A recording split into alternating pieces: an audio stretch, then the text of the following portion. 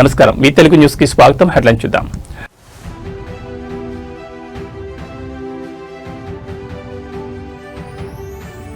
Telangana governor గా బాధ్యతలు చేపట్టిన శివప్రతాప్ శుక్లా ప్రమాణం చేయించిన హైకోర్టు ప్రధాన న్యాయమూర్తి.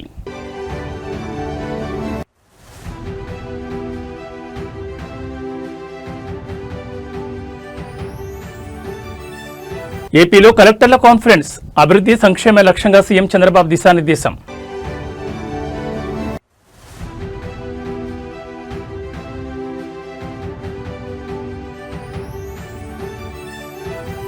అనర్హత పిటిషన్ల విషయంలో కడియం దానంకు బోరట, 2 పిటిషన్లను డిస్మిస్ చేసిన స్పీకర్.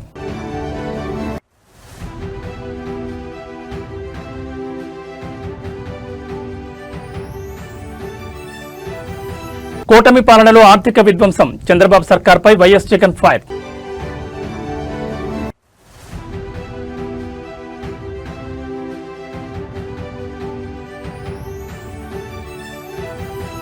ఐటీ కారిడార్ హాస్టళ్లపై మెనూ కట్, గ్యాస్ సిలిండర్ల కొరతే కారణం. ఇక వివరాలు చూస్తే తెలంగాణ నూతన గవర్నర్ గా శివప్రతాప్ శుక్లా ప్రమాణ స్వీకారం చేశారు. లోక్ భవన్లో జరిగిన ఈ కార్యక్రమానికి CM Revanth Reddy, deputy CM Bhatti Vikramarka, మంత్రులు CS Ramakrishna Rao, TPCC chief Mahesh Kumar Goud, మండలి చైర్మన్ గుత్తా సుఖేందర్ రెడ్డి, వివిధ శాఖల అధికారులు తదితరులు హాజరయ్యారు. ప్రమాణ స్వీకారానికి ముందు వందే మాతరం, జనగణమన ఆలపించారు. అనంతరం శివప్రతాప్ శుక్లాతో హైకోర్టు ప్రధాన న్యాయమూర్తి ఆపరేషన్ కుమార్ సింగ్ ప్రమాణ స్వీకారం చేయించారు. శివప్రతాప్ తెలంగాణ గవర్నర్ గా తన బాధ్యతలను శ్రద్ధతో నిర్వహిస్తానని తెలుగులో ప్రమాణం చేశారు. ప్రమాణ స్వీకారానంతరం సీఎం రేవంత్ రెడ్డి ఆయనకు పుష్పగుచ్చమిచ్చి శుభాకాంక్షలు తెలిపారు. ఇప్పటి వరకు రాష్ట్రానికి గవర్నర్ గా ఉన్న జిష్ణుదేవ్ వర్మ ఉండగా ఆయన్ను రాష్ట్రపతి మహారాష్ట్ర గవర్నర్ గా బదిలీ చేసిన విషయం తెలిసిందే. నేను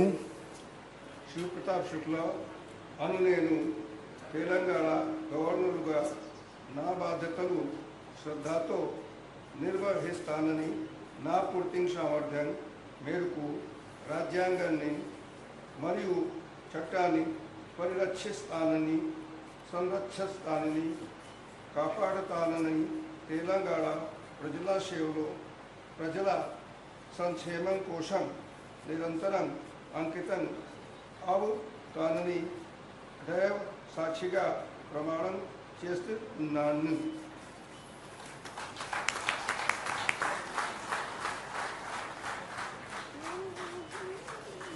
With the permission of Honorable Chief Justice, I conclude the swearing in ceremony. Andhra Pradesh రాష్ట్ర సచివాలయంలో ముఖ్యమంత్రి చంద్రబాబు నాయుడు అధ్యక్షతన 6వ జిల్లా కలెక్టర్ల సదస్సు ప్రారంభమైంది.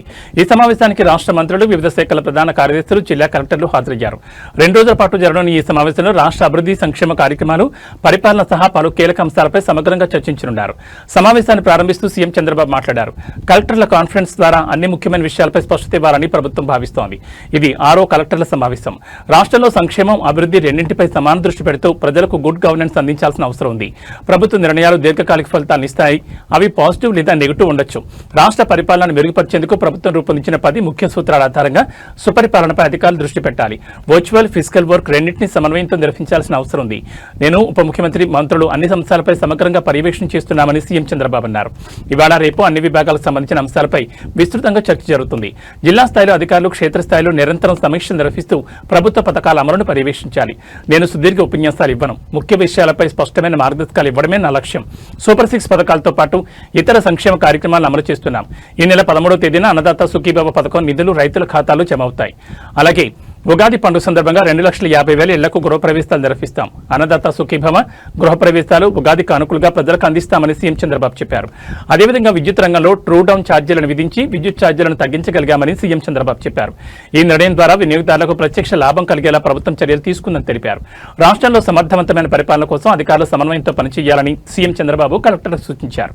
ఇది వచ్చింది కాబట్టి రెండు కూడా every 3rd Saturday will announce as Swachh Andhra Pradesh Day. Swachh Andhra ఒక క్యాంపెయిన్ మోడ్లో తీసుకెళ్తాం. ఇందులో clean, green, environment protection everything వస్తుంది. గార్బేజ్ క్లీన్ చేయడం దగ్గర నుంచి మీరు అనుకున్నటువంటి పంచాయతీల్లో ఇన్ఫ్రాస్ట్రక్చర్ మొదలుకొని సేమ్ యాంగిల్ ఏదైతే గార్బేజ్ ఉందో, వెట్ వేస్ట్ కానీ, డ్రై వేస్ట్ కానీ, లిక్విడ్ వేస్ట్ కానీ everything has to be dispose. క్లీన్గా పెట్టాలి. ప్రెమిసెస్ మీ జిల్లాలో పరిశుభ్రంగా ఉండాలి. దీనికి ఎంతమందిని వీలైతే అంతమందిని మీరు మొబిలైజ్ చేసుకుంటారు. ఆల్ ఆఫీసెస్ కూడా ఆ రోజు పనిచేయక్కర్లేదు, వాళ్ళ ఆఫీస్ కూడా క్లీన్గా పెట్టుకోవాలి. ఆలోచన విధానంలో కూడా మార్పు తీసుకురావాలి. ఒక లెగసీ క్రియేట్ చేయాలి. ఫస్ట్ వర్క్ ఇది అయిన తర్వాత ఒక లెగసీ క్రియేట్ కావాలి. ఎక్కడ చూసినా ప్లాంటేషన్ పెట్టడం, ఆ ప్లాంట్స్ అన్ని ప్రొటెక్ట్ చేయడం, ఒక గ్రీనరీ కాన్సెప్ట్, క్లీనినెస్, హైజెనిక్, ప్రజల్లో చైతన్యం, గోయింగ్ ఆన్ టాకింగ్, దీన్ని ఒక ఉద్యమంగా తీసుకెళ్దాం. అందరం పార్టిసిపేట్ చేస్తాం. దానివల్ల over a period of time ఒక లెగసీ తయారవుతుంది. ఇప్పుడు జపాన్కి పోతే కాగితాలు ఎక్కడ బయటేరు. ఒకవేళ ఎక్కడన్నా ఒక కాగితం కనపడిస్తే తీసి పర్సులో పెట్టుకుని ఇంట్లో పోయి డస్ట్బిన్లో వేస్తారు. అందుకే అక్కడ క్లీన్ చేయరు.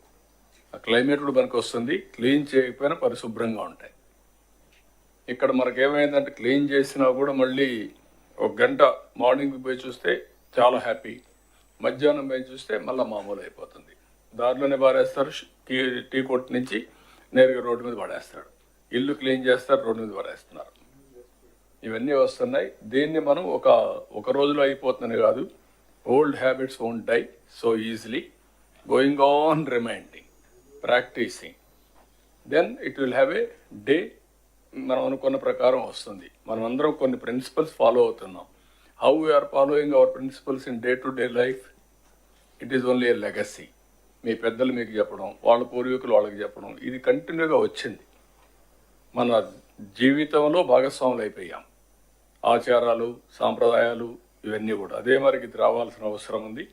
ఫర్ ది లాస్ట్ 30 years నుంచి పనిచేస్తున్నాం, కానీ ఇంకా దీనికి క్లిక్ కాలేదు. స్వచ్ఛ భారత్ రిపోర్ట్ కూడా నేను ఇచ్చాను. Government of India Swachh Bharat రిపోర్ట్ని తీసుకొని బెటర్గా ఒక డిపార్ట్మెంట్ క్రియేట్ చేసి ప్రతి ఒక్క స్టేట్కి స్వచ్ఛ భారత్ వింగ్స్ పెట్టారు, డబ్బులు ఇచ్చారు. కానీ ఇక్కడికి వచ్చినాక అది కూడా క్లోజ్ చేసేసి దగ్గర 80 లక్షల లెగసీ గార్బేజ్ ఓన్లీ పట్టణాల్లో ఉండే పరిస్థితి వచ్చింది. ఇప్పుడు అది నెక్స్ట్ అక్టోబర్ అంటున్నాడు. అక్టోబర్ 2 కంప్లీట్ చేస్తాం. అంటే లెగసీ అక్కడికి ఉంటే ఇంక ఫ్యూచర్కి ఇప్పుడు మనకి రూరల్లో, అర్బన్లో ఈ గ్రీన్ అంబాసిడర్స్ అని పెట్టినాం సార్ 2014లో. ఆ రోజు వాళ్ళకి 6,000 శాలరీ పెట్టినాం సార్. ఇంకా వాళ్ళందరూ రావడానికి ఇష్టపడటం లేదు. ఇలాగే 10 years అయింది సార్. కొంచెం ఏమైనా పెంచగలిస్తే వాళ్ళకు యాక్టివ్ అవుతారు. అంటే వాళ్ళనే కాకుండా ఎవరైతే ఆ ఓరియంట్ ఇప్పుడు అవసరాలు మారుంటాయి, మారిన అవసరాలు బట్టి మళ్ళీ ఆలోచించండి.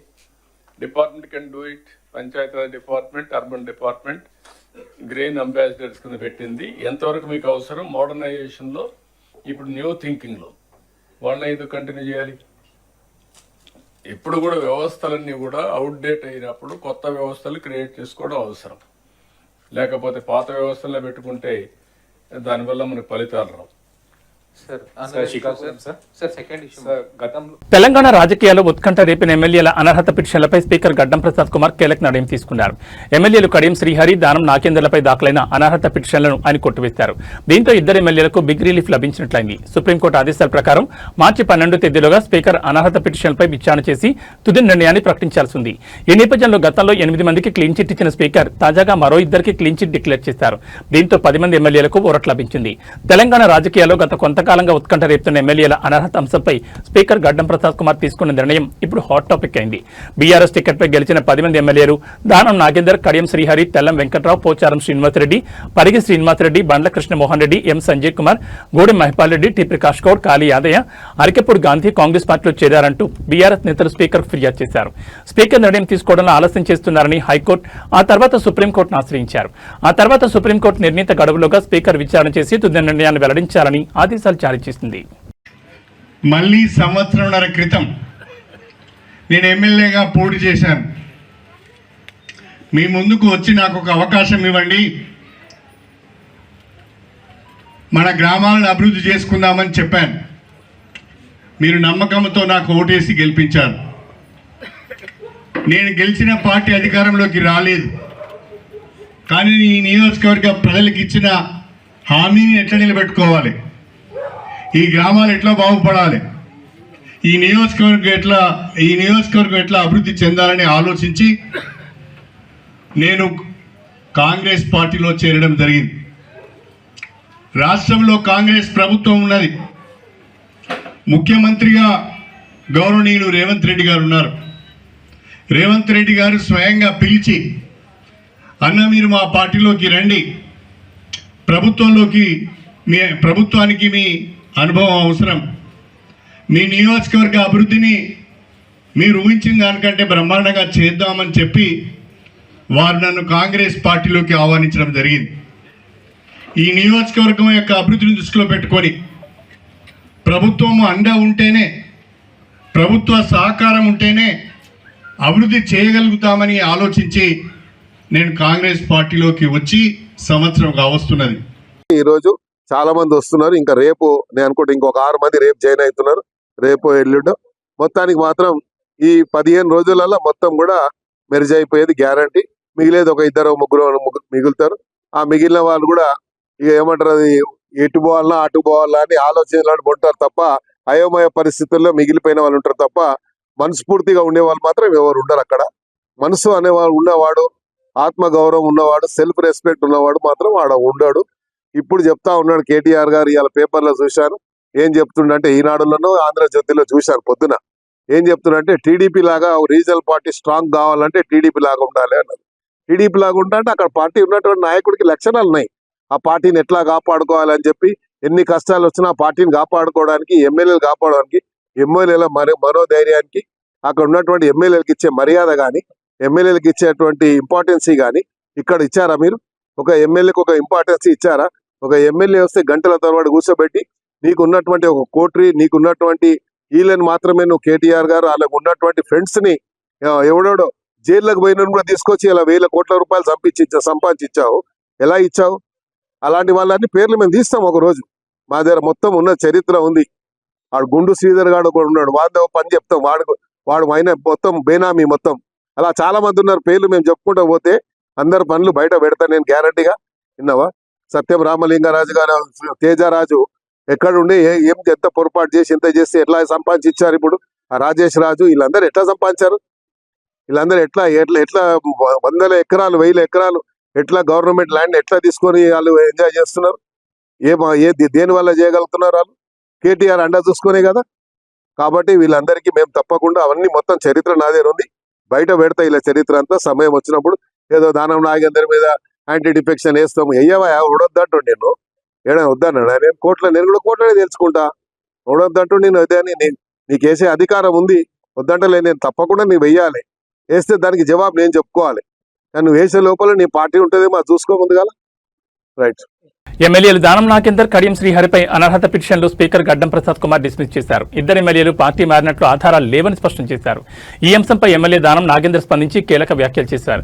స్పీకర్ పరిధిలో నేను ఎలాంటి తప్పు చేయలేదని చెప్పారు. పార్టీ అధ్యక్షుడిగా కేసీఆర్ నన్ను వివరణ అడగలేదని దానం వెల్లడించారు. పార్టీ క్రమశిక్షణ కమిటీ కూడా వివరణ అడగలేదన్నారు. నాపై పిటిషన్ వేసిన వాళ్ళకి ఏం అధికారం ఉందని ప్రశ్నించారు.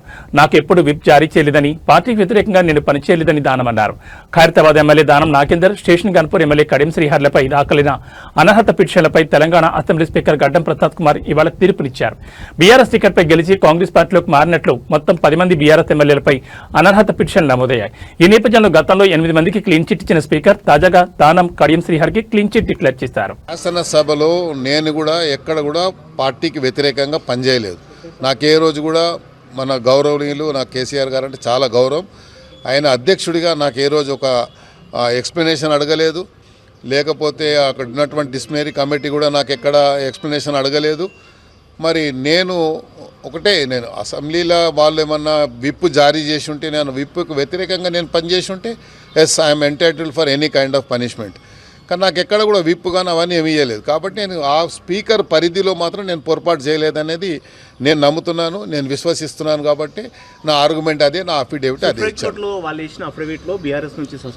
ఇప్పుడు వేసిన వాళ్ళకి ఏం అధికారం ఉంది అని నేను అడుగుతున్నాను. ఇప్పుడు ఎందుకు ఇప్పటిదాకా అడగలేదు, మీరు చెప్పారు కాబట్టి అడుగుతున్నాను. నన్ను అడగాల్సింది నా అధికారం ఎవరికి ఉండే? గౌరవ అధ్యక్షులు కేసీఆర్ గారికి ఉండే.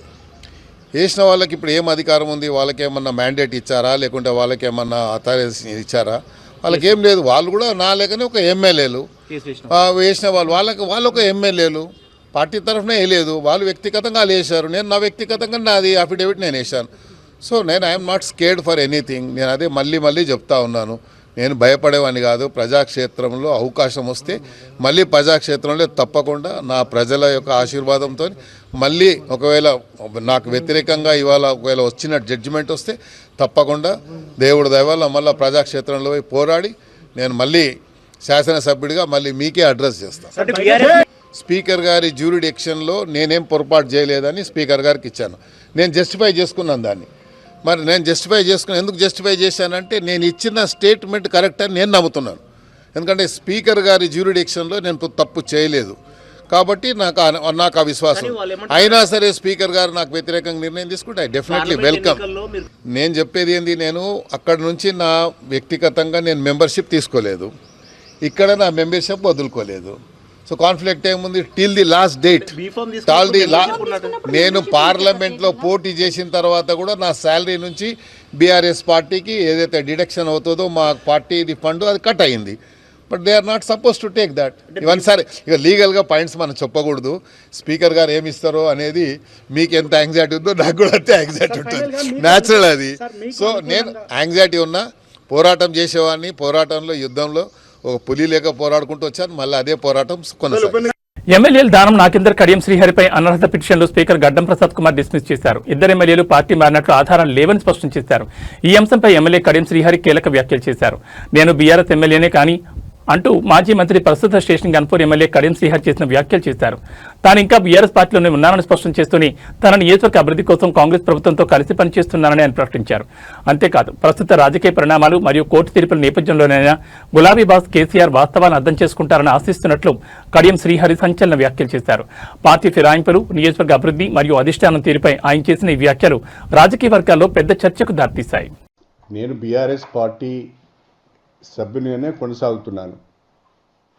బీఆర్ఎస్ పార్టీ నాయకత్వంతో విభేదించి ఎమ్మెల్యేగా పనిచేస్తున్నాను. నా నియోజకవర్గ అభివృద్ధి కొరకు కాంగ్రెస్ ప్రభుత్వంతో కలిసి పనిచేస్తున్నాను. మా నాయకుడు కేసీఆర్ అవునా కాదా అనేది ఈ తీర్పు వచ్చిన తర్వాతనే కేసీఆర్ అర్థం చేసుకోవాలి.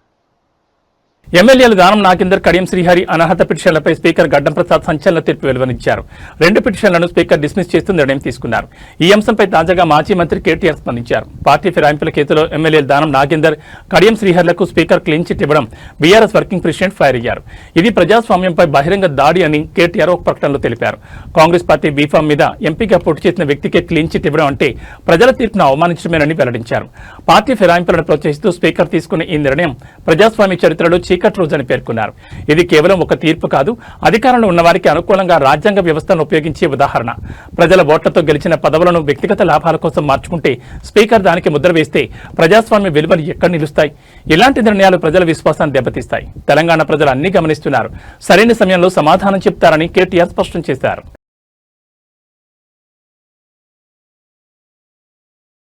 కానీ అన్నం వండోడు, చాలా వండోడు, ఏ ఒక పట్టాన్ని ఏది వినడు.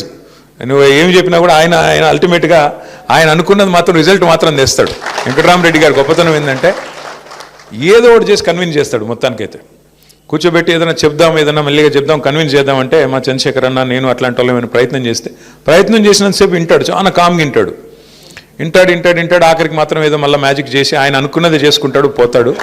అట్లాంటి వెంకటరామరెడ్డి గారు మీకు నాయకుడిగా ఉండడం నిజంగా కూడా మీ అదృష్టం. ఎందుకంటే ప్రజల పనుల విషయంలో కూడా నాకు ఒకటే చెప్పినాడు, అన్నా ఈసారి మనం అధికారం పోయింది, నాకు బాధగా ఉంది అన్నాడు. ఎందుకన్నా ఏం బాధ అంటే, లేదన్నా నేను చాలా కొట్లాడిన ప్రతిపక్షంలో, కొట్లాడి అలసిపోయిన. నిజానికి ఈసారి గవర్నమెంట్ వస్తే నేను మా అలంపూర్ చరిత్రలో ఎన్నడూ జరగని అభివృద్ధిని చేసి చూపెడదాం అనుకున్నాను. కేసీఆర్ గారికి నా మీద ప్రేమ ఉంది, నాకు తప్పకుండా నేనేది అడిగినా చేసేటోడు. బ్యాడ్ లక్ ఏంటంటే నేను కొద్దిగా లేటుగా, నిజానికి ఒక దశలో నేను రాజకీయమే వదిలేద్దాం అనుకున్నా. కానీ కేసీఆర్ సార్ నన్ను పిలిచి ఎమ్మెల్సీ ఇచ్చి నన్ను కూర్చోబెట్టి నువ్వు ఉండాలి వెంకట్రామ్ అంటే నేను ఉన్నాను. నాకంటూ వ్యక్తిగతంగా ఏమీ లేదన్నా, నా కాన్స్టిట్యున్సీ, నా జిల్లా బాగుండాలా అని నిజంగా చెప్తున్నాను. నేను అధికారంలో ఉన్ననాడు కూడా ఒక్క రూపాయి పని కూడా అడగలేదు వెంకటరామరెడ్డి గారు, ఒక్క రూపాయి పని కూడా. ఏమన్నా అడిగినంటే మా కాన్స్టిట్యున్సీ, మాకు అలంపూర్కి ఇది కావాలా. ఒకరోజు అయితే మన గవర్నమెంట్ పోయింది అనుకుంటా, అప్పుడు పోయినాక వచ్చినాడు రోజు వచ్చి, మాకు నీళ్లు రావాలా, నువ్వు జగన్ అన్నకు ఫోన్ చేయంటాడు. అన్న ఇప్పుడు మనం గవర్నమెంట్లో లేమే, మనకు ఇప్పుడున్న గవర్నమెంట్ చేయాల్సిన పని మనం ఏందన్నా అంటే, అప్పుడు గవర్నమెంట్లో ఉన్నామా లేదా, లేవనుకుంటా.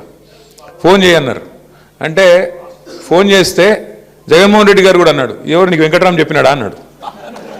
అవునన్నా చెప్పినాడు అంటే, నాకు కూడా ఆల్రెడీ చెప్పినాడు, మళ్ళీ నీకు కూడా చెప్పిస్తున్నాడు.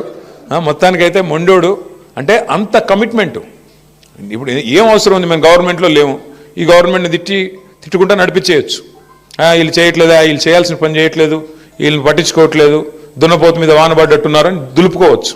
కానీ ప్రజల మీద, రైతాంగం మీద, ప్రాంతం మీద, నియోజకవర్గం మీద ప్రేమ ఉండే మనిషి అయితే యాడికన్నా పోయి, ఎంత దూరం అన్నా పోయి పని చేసుకొచ్చే తత్వం వెంకటరామరెడ్డి గారిది.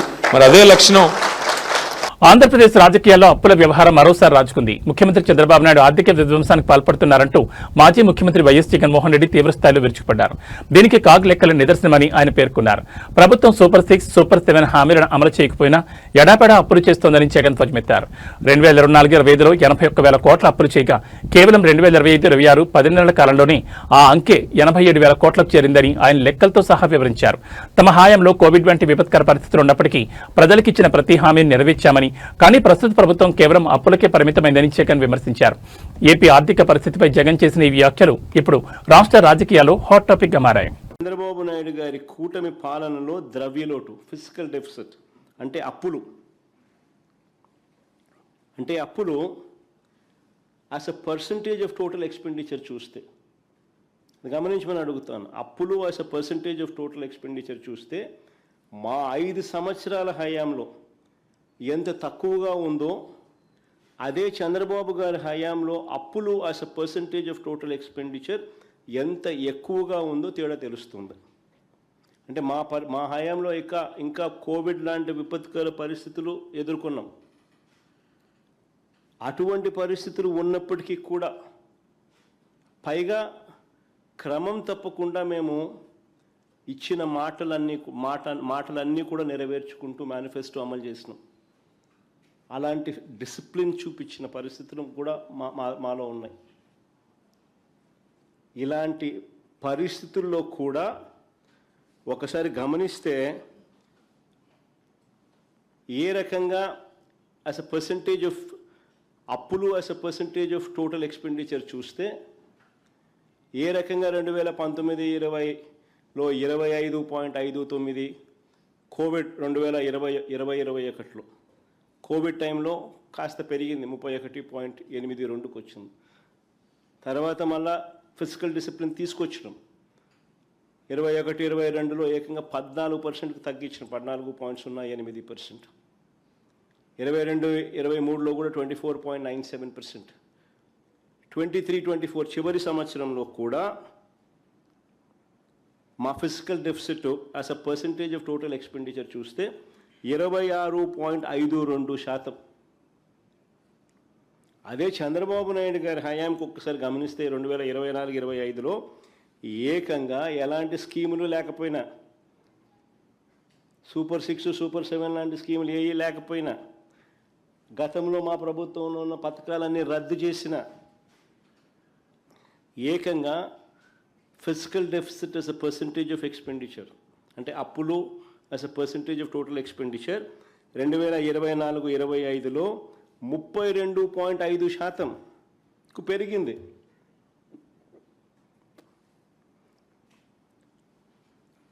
ఇంకా ఈ సంవత్సరం 2025-26 మొదటి 10 నెలలు కూడా తీసుకుంటే అక్కడ కూడా అప్పులు as a percentage of total expenditure చూస్తే 39.74%కి ఎగబాకింది. నిజంగా చంద్రబాబు నాయుడు గారి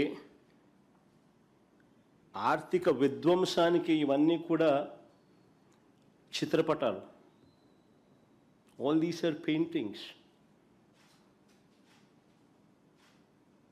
ఆర్థిక విధ్వంసానికి సాక్ష్యాలు, ఆధారాలు, చిత్రపటాలు. ఆంధ్రప్రదేశ్ మంత్రి నారా లోకేష్ ఢిల్లీకి చేరుకున్నారు. ఢిల్లీకి చేరుకున్న లోకేష్ కు తమ పార్టీకి చెందిన ఎంపీలు స్వాగతం పలికారు. అనంతరం పార్లమెంట్ సభ్యులు, రాజ్యసభ సభ్యులతో లోకేష్ సమావేశమయ్యారు. రాజకీయ పరిణామాలపై లోకేష్ వారితో చర్చించారు. ఎంపీలతో భేటీ అయిన లోకేష్ ఇరాన్, ఇజ్రాయెల్ యుద్ధ ప్రభావం ఏపీపై పడే అంశంపై కూడా చర్చించినట్టు తెలుస్తోంది. ఈ రోజు మోటా ఆధ్వర్యంలో నిర్వహిస్తున్న WhatsApp citizen engagement and innovation forum సమావేశంలో మంత్రి నారా లోకేష్ పాల్గొనున్నారు. ఈ రోజు సాయంత్రం బయలుదేరి విశాఖకు లోకేష్ చేరుకుంటారు. లోకేష్ రేపు విశాఖలో పలు కార్యక్రమాల్లో పాల్గొన్న అనంతరం తిరిగి అమరావతికి చేరుకుంటారని పార్టీ వర్గాలు వెల్లడించారు.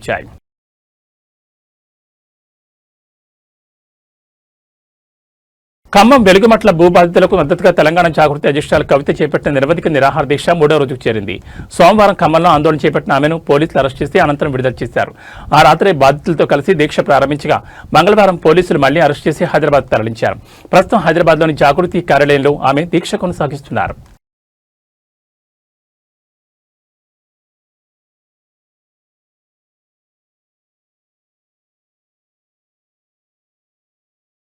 ఖమ్మం నగరంలోని వెలుగుమట్ల భూదాన్ భూముల వివాదం గత కొద్ది రోజులుగా తెలంగాణ రాజకీయాల్లో పెను సంచలనంగా మారింది. పేదల ఇళ్లను కూల్చివేయడంపై విపక్షాలు, ప్రజా సంఘాలు పెద్ద ఎత్తున ఆందోళన చేపట్టడంతో ప్రభుత్వం చివరికి దిగిరాక తప్పలేదు. ఎక్కడైతే ఇళ్లు కూల్చివేతకు గురయ్యాయో సరిగ్గా అదే ప్రాంతంలో సుమారు 9 ఎకరాల భూమిని లేఅవుట్ చేసి బాధితులకు అప్పగించాలని ప్రభుత్వం నిర్ణయించింది. ఈ మేరకు మొత్తం 311 మంది బాధితులకు ఒక్కొక్కరికి 75 గజాల చొప్పున ఇంటి పట్టాలను పంపిణీ చేసేందుకు అధికార యంత్రాంగం అన్ని ఏర్పాట్లు పూర్తి చేసింది. 3 కీలక మంత్రుల సమక్షంలో ఈ పట్టాల పంపిణీ కార్యక్రమం జరగనుండడంతో బాధితుల్లో నాలకు హర్షాతిరేకాలు వ్యక్తమవుతున్నాయి. అయితే ఈ నిర్ణయం వెనుక ఉన్న రాజకీయ పరిణామాలు ఆసక్తికరంగా మారాయి. పేదల ఆగ్రహం ప్రభుత్వానికి నష్టం చేకూరుస్తుందనే ముందస్తు అంచనాతోనే ప్రభుత్వం ఈ డ్యామేజ్ కంట్రోల్ చర్యకు పూనుకున్నట్లు కనిపిస్తోంది. కూల్చిన చోటే ఇళ్లు కట్టిస్తామని లేదా పట్టాలిస్తామని ప్రకటించడం ద్వారా బాధితుల పట్ల తమకు సానుభూతి ఉందని చాటుకోవాలని ప్రభుత్వం భావిస్తోంది. విపక్షాల విమర్శలకు చెక్ పెట్టడమే కాకుండా రాబోయే ఎన్నికల దృష్ట్యా ప్రజల్లో వ్యతిరేకత రాకుండా చూసుకోవడమే ఈ వ్యూహం వెనుక ఉన్న అసలు ఉద్దేశం.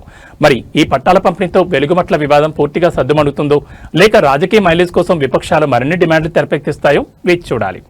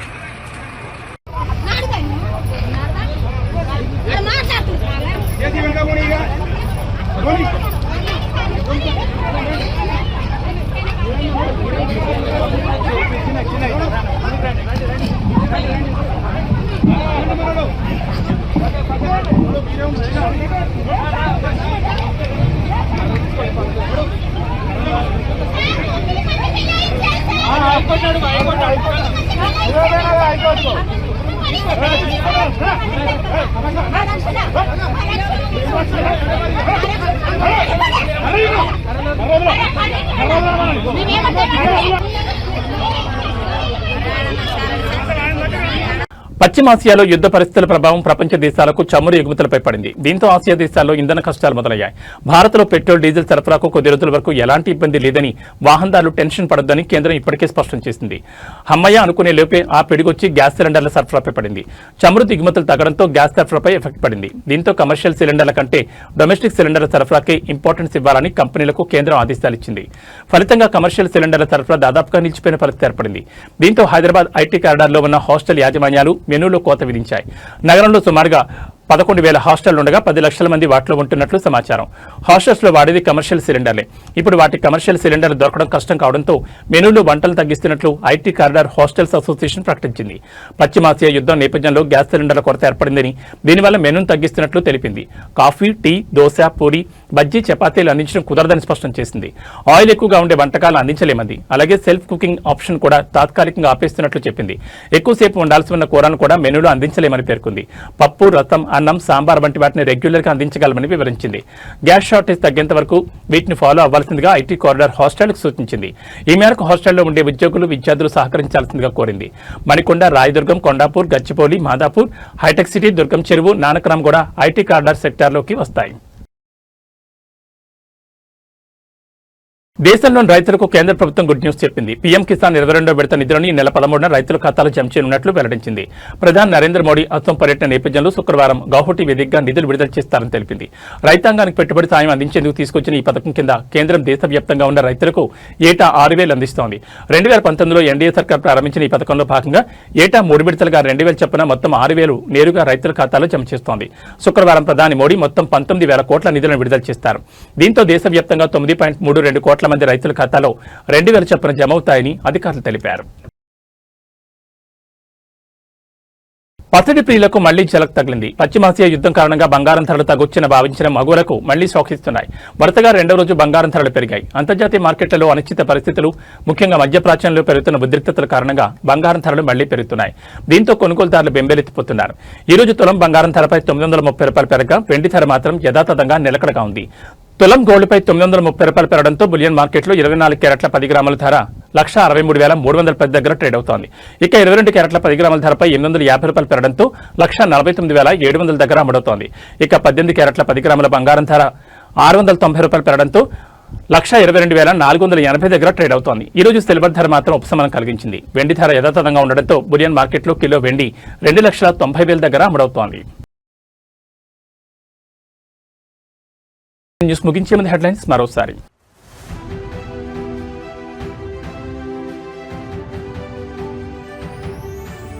తెలంగాణ గవర్నర్గా బాధ్యతలు చేపట్టిన శివప్రతాప్ శుక్లా ప్రమాణం చేయించిన హైకోర్టు ప్రధాన న్యాయమూర్తి.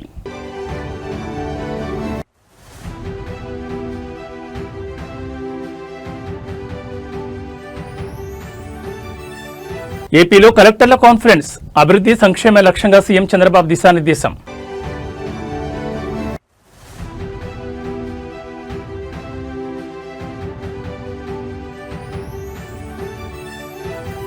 అనర్హత పిటిషన్ల విషయంలో కడియం దానంకు బోరట, 2 పిటిషన్లను డిస్మిస్ చేసిన స్పీకర్.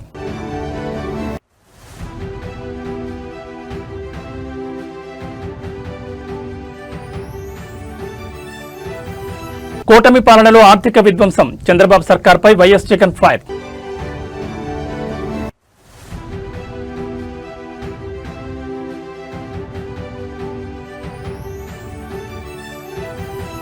ఐటీ కారిడార్ హాస్టళ్లపై మెనూ కట్, గ్యాస్ సిలిండర్ల కొరతే కారణం. ఈ బులెటిన్ విశేషాలు. నమస్కారం.